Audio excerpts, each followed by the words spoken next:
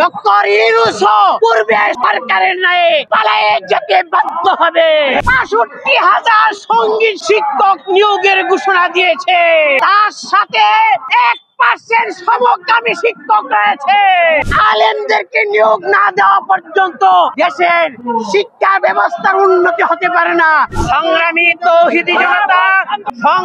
তৌহিদি জনতা, এদেশ ৯২ মুসলমানদের দেশ।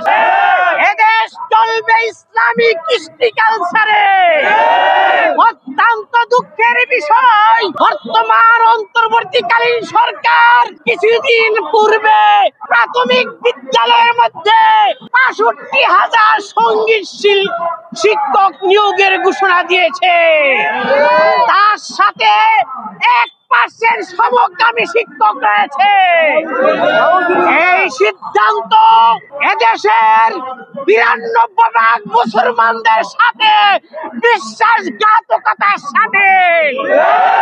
সংগ্রামী তৌহিদি জনতা, আজকের এই সমাবেশ থেকে আমরা অন্তর্বর্তীকালীন সরকারকে বলছি, সঙ্গীত শিক্ষক নিয়োগ দেওয়ার জন্য এদেশের মানুষ জুলাই বিপ্লব ঘটান নাই।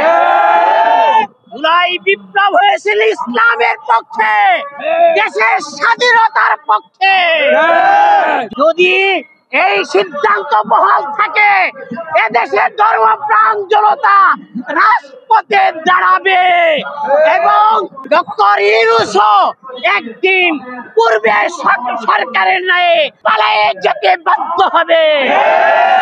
আমরা আজকের এই সমাবেশ থেকে সরকারের প্রতি আহ্বান জানাচ্ছি, গানের শিক্ষক বাতিল করুন। এমনি ভাবে সমকামী শিক্ষক, তথাকথিত ট্রান্সজেন্ডার শিক্ষক, এইগুলিকে বাতিল করতে হবে এবং প্রতিটা স্কুলের মধ্যে ধর্মীয় শিক্ষক নিয়োগ দিতে হবে এবং ধর্মীয় শিক্ষক হবে আলেম।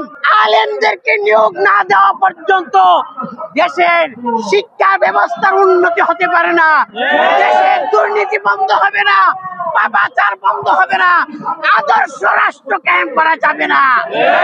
তাই স্কুলের মধ্যে ধর্মীয় শিক্ষক আলেমদেরকে নিয়োগ দেওয়ার আহ্বান জানিয়ে আমি আমার সংক্ষিপ্ত আলোচনা শেষ করছি।